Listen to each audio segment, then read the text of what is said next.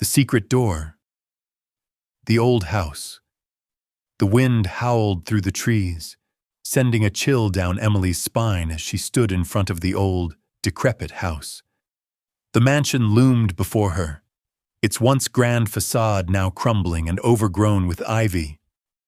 The windows were dark, and the front door hung slightly ajar, creaking on its hinges.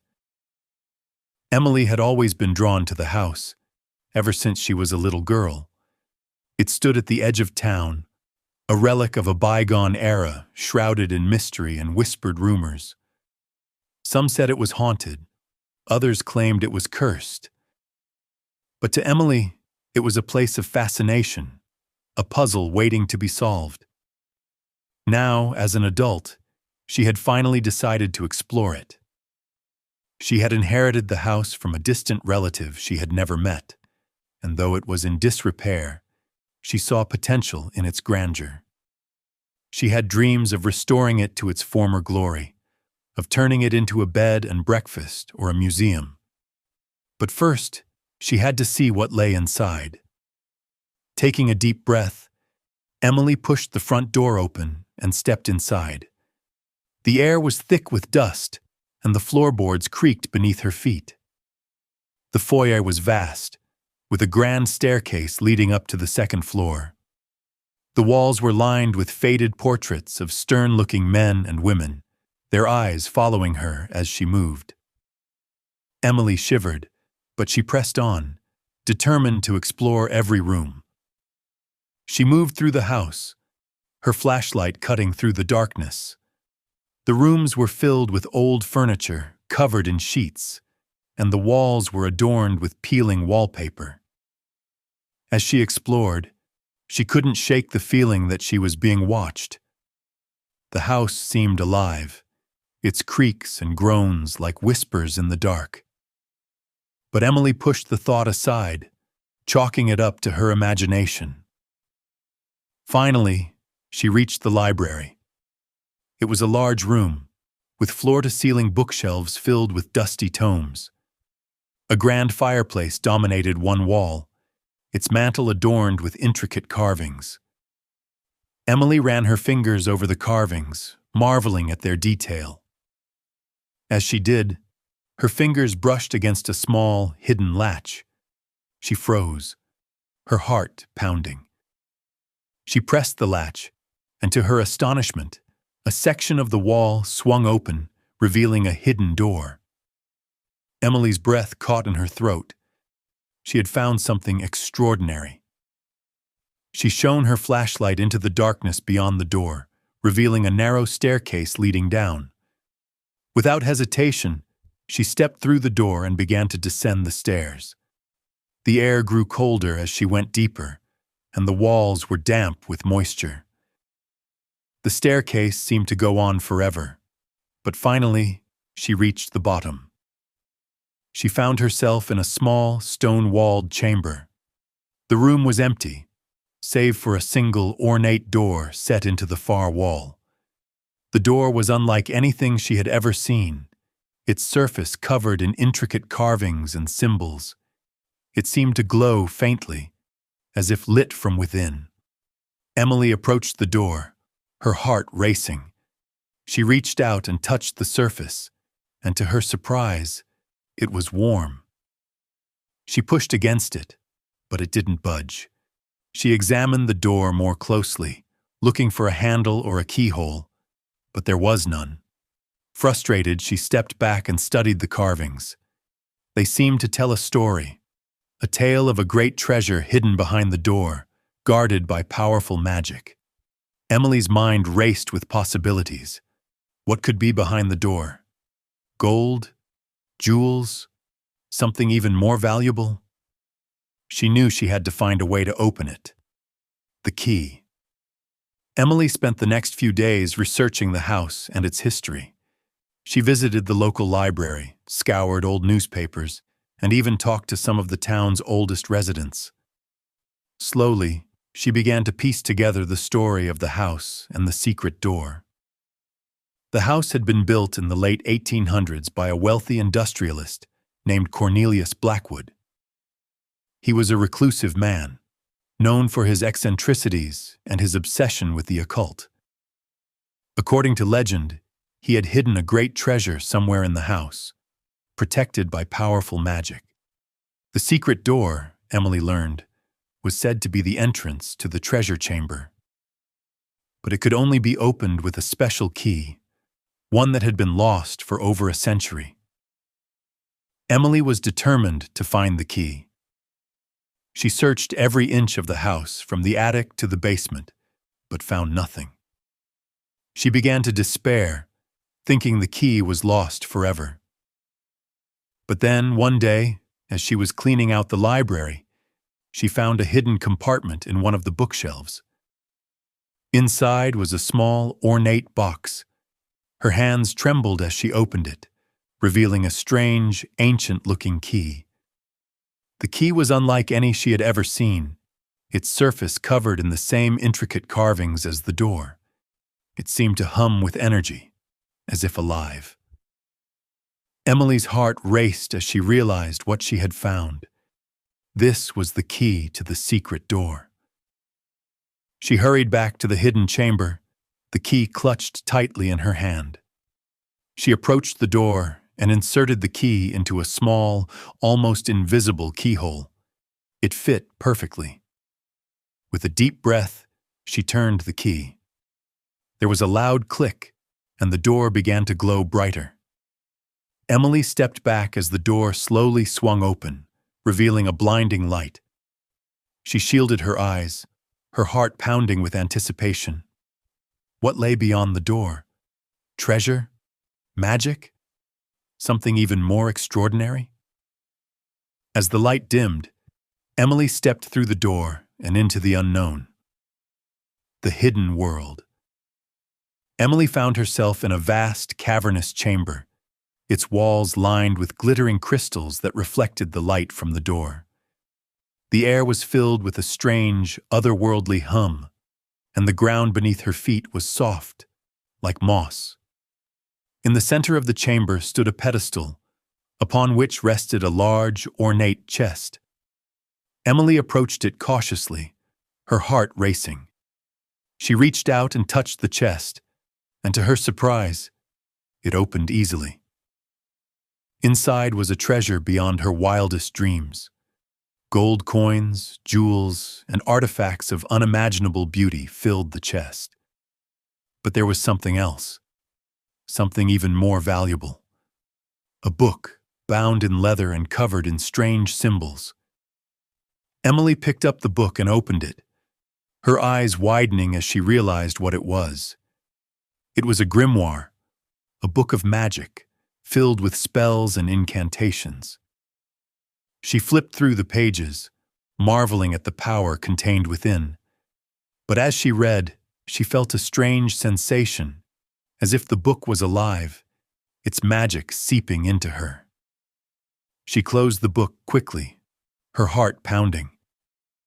She knew she had found something extraordinary, but she also knew it was dangerous. She needed to learn more about the book and its magic. But first, she had to get out of the chamber. Emily gathered as much treasure as she could carry and made her way back to the door. As she stepped through, the door swung shut behind her, the key still in the lock. She knew she had discovered something incredible, but she also knew she had to be careful. The magic in the book was powerful, and she needed to understand it before she could use it. The magic. Emily spent the next few weeks studying the grimoire, trying to decipher its secrets. The book was written in an ancient language, and the symbols were complex and difficult to understand. But slowly, she began to make progress. She learned that the book contained spells for everything from healing to protection, from summoning to transformation. But it also contained warnings, cautioning against the misuse of magic and the dangers of delving too deep. Emily was fascinated by the power of the book, but she was also wary. She knew that magic was not to be taken lightly, and she resolved to use it only for good. One night, As she was studying the book, she heard a noise outside. She looked out the window and saw a group of men approaching the house. They were armed, and their intentions were clear. Emily's heart raced. She knew she had to protect herself and the house. She quickly flipped through the grimoire, looking for a spell that could help. She found one, a spell of protection. She recited the incantation, her voice trembling with fear and determination. As she spoke, a shimmering barrier appeared around the house, glowing faintly in the darkness. The men approached the barrier, but they could not pass. They tried to break through, but the barrier held firm. Frustrated, they eventually gave up and left. Emily breathed a sigh of relief, her heart still pounding. She had used the magic of the grimoire to protect herself, and it had worked. But she also knew that she had only scratched the surface of its power. The consequences. As the days passed, Emily continued to study the grimoire, learning more about its magic. She used it to heal a sick animal, to grow a garden, and to create beautiful works of art.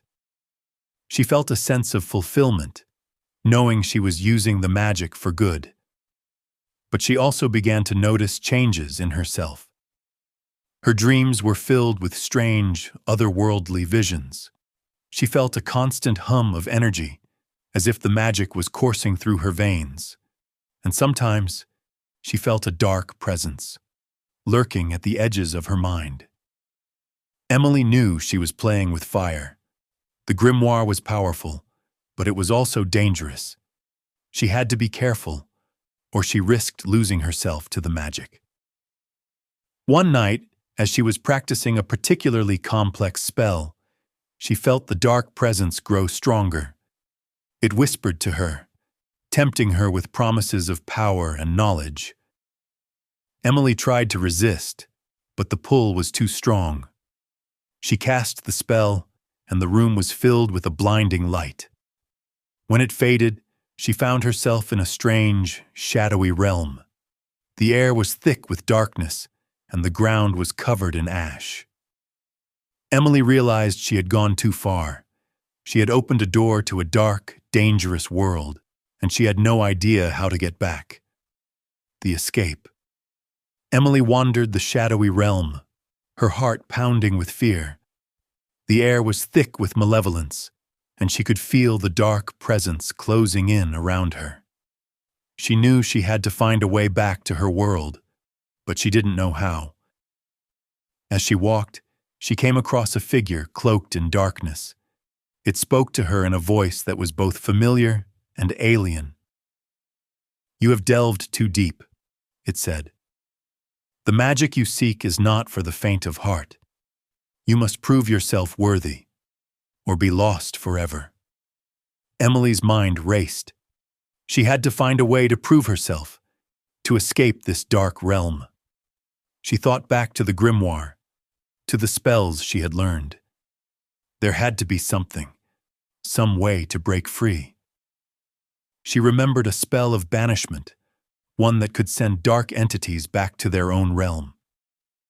She recited the incantation, her voice trembling but determined. The figure recoiled, its form wavering. Emily felt a surge of power as the spell took hold, and the shadowy realm began to dissolve around her. With a final, desperate effort, she cast the spell, and the world was filled with light. When it faded, she found herself back in the library, the grimoire in her hands. She collapsed to the floor, her body trembling with exhaustion. She had escaped the dark realm, but she knew she had come close to losing herself. The decision. Emily sat in the library, the grimoire in her lap. She knew she had to make a decision. The magic in the book was powerful, but it was also dangerous. She had seen what it could do, and she knew she couldn't risk losing herself to it. But she also knew that the magic could be used for good. She had seen its potential, and she couldn't just abandon it. After much thought, Emily made her decision. She would keep the grimoire, but she would use it only for good.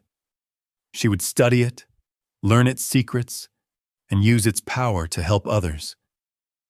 But she would also be careful, always mindful of the dangers. She would not let the magic consume her. With a deep breath, Emily closed the grimoire and placed it back in the chest. She knew her journey was far from over, but she was ready to face whatever challenges lay ahead. The legacy. Years passed, and Emily became known as a wise and powerful woman. She used the magic of the grimoire to heal the sick, protect the innocent, and bring light to the darkness. She became a guardian of the secret door, ensuring that its power was used for good. The old house was restored to its former glory, and Emily turned it into a sanctuary for those in need. She taught others about the magic of the grimoire, but she also warned them of its dangers. And though she faced many challenges, Emily never forgot the lessons she had learned. She knew that the power of the secret door was a gift, but it was also a responsibility, and she was determined to use it wisely. Epilogue. Emily stood in the library, the grimoire in her hands. She had come a long way since that fateful day when she had discovered the secret door. She had faced darkness and light, fear and courage, and she had emerged stronger for it. As she looked out the window at the setting sun, she felt a sense of peace. She knew that the magic of the grimoire would always be a part of her, but she also knew that she was in control. The secret door had changed her life, but it had also given her a purpose, and for that, she was grateful. With a smile, Emily closed the grimoire and placed it back in the chest. She knew that her journey was far from over, but she was ready for whatever lay ahead. For she was the guardian of the secret door, and she would protect its magic for generations to come.